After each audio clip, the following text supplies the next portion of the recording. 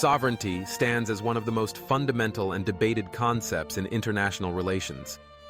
It's the invisible thread that binds nations together in a system of mutual respect, legal recognition, and, sometimes, rivalry.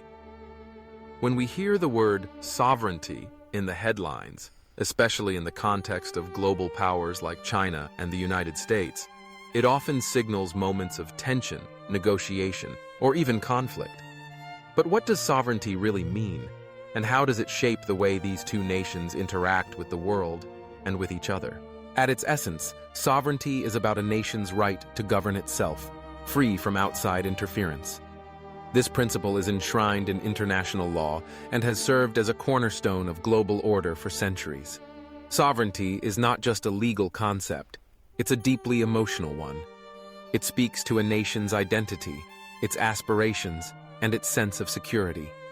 To understand sovereignty, we need to break it down into its three core aspects. First, territorial control.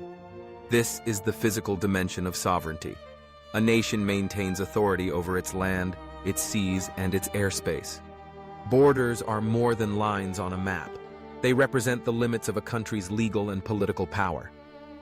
Second, political independence. Sovereignty means that no external power can dictate a country's government or its policies. It's the freedom to choose leaders, create laws, and shape society without undue influence. Third, self-determination. Nations have the right to decide their own economic, cultural, and social paths. This aspect of sovereignty is about charting a course that reflects a country's values and priorities on its own terms. In theory, sovereignty is absolute. Each country is supposed to have full control over its territory, its people, and its policies. Yet in practice, things are much more complicated. Nations form alliances, trade agreements, and join international organizations. They deal with global challenges like climate change and cybersecurity, which demand cooperation and sometimes compromise. Sovereignty, then, is not just a shield. It's also a balancing act, a negotiation between independence and interdependence. This is especially true when we compare China and America. Both are powerful, influential, and deeply invested in the idea of sovereignty. But their interpretations and their approaches are shaped by history, culture, and their unique roles on the world stage. For China, sovereignty is at the very heart of its national identity. Chinese leaders see sovereignty as absolute control over territory and political affairs, free from foreign interference. This isn't just about external borders, it's about ensuring that no internal region can challenge national unity. Territorial unity is paramount. That's why regions like Hong Kong, Taiwan, Tibet, and the South China Sea are central to China's discussions of sovereignty. Each of these areas carries immense historical, cultural, and strategic significance. For China, defending sovereignty means keeping the country united and resisting any attempt, internal or external, to undermine its authority. This perspective is deeply rooted in history. In the 19th and early 20th centuries, China experienced what it calls the Century of Humiliation, a period when foreign powers occupied Chinese territory, imposed unequal treaties, and dictated terms. This history left a lasting scar, a determination never to allow foreign influence to threaten China's sovereignty again.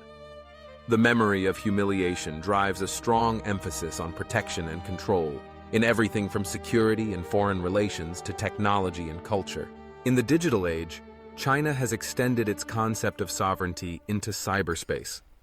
The government emphasizes cyber sovereignty, claiming the right to regulate what happens on its internet, from data protection to online content. This means strict controls over information, social media, and digital infrastructure, all in the name of upholding national sovereignty. When studying China's approach, it's helpful to think in terms of protection and control. Every policy, every diplomatic move is designed to ensure that no external actor can dictate China's internal affairs. Sovereignty is not just a principle, it's a shield against vulnerability. The American understanding of sovereignty is different, shaped by distinct historical experiences and global ambitions. In the US, sovereignty is closely tied to the idea of freedom. Not only the freedom to govern itself, but also the freedom to act independently and to lead on the world stage. Within the U.S., sovereignty is split between the states and the federal government. But internationally, the federal government represents the nation's sovereignty. For Americans, sovereignty is deeply connected to national defense. The U.S. has one of the world's largest and most powerful militaries, which it uses not only to defend its own borders, but also to project power abroad. From Washington's perspective, ensuring sovereignty sometimes means active involvement in global conflicts or alliances, defending not just American interests, but also a certain vision of world order. Economic sovereignty is another key dimension.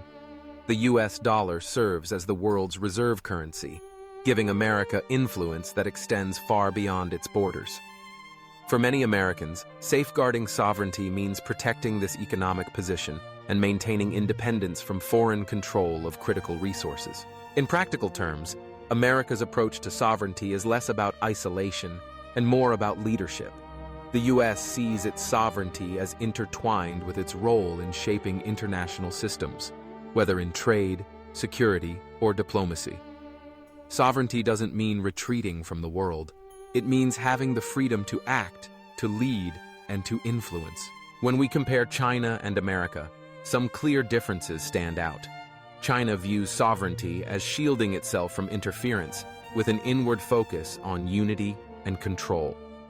The United States sees sovereignty as the freedom to act and lead, with an outward focus on influence and security. But there are similarities too. Both nations see sovereignty as essential for survival. Both are willing to defend it through laws, diplomacy, or military power. And both have extended their concept of sovereignty beyond traditional borders, China into cyberspace, and the U.S. into global leadership. In short, sovereignty is central to the identities of both nations, but the way they practice it reflects different histories and priorities. Yet, even the most powerful nations can't exercise sovereignty in complete isolation today. Globalization, trade links, supply chains, and global finance mean no country is truly independent. A decision in one economy affects the other, sometimes in unexpected ways. Climate change presents another challenge. Neither nation can tackle environmental issues alone, and cooperation often challenges traditional notions of sovereignty since it requires shared commitments. Cybersecurity is a battleground for both countries. Each wants control over its digital space, but faces constant threats from hacking, surveillance, and foreign interference. And public perception matters. In both China and the U.S., sovereignty is tied to national pride. This makes compromise on international issues politically sensitive, sometimes limiting options for cooperation. So, when we talk about sovereignty in China and America, we're really talking about two different but equally valid interpretations of independence. For China, sovereignty means protection and unity. For the United States, it means freedom to act and lead. Both approaches reflect their histories, their priorities, and their visions for the future. And in a world that's more connected than ever, sovereignty remains a powerful idea, but also a complicated one. How should sovereignty look in today's global world? Should it mean strict independence, or does it require more cooperation? These are questions that challenge every nation, and as the world continues to evolve, the answers may shape the future of international relations for generations to come.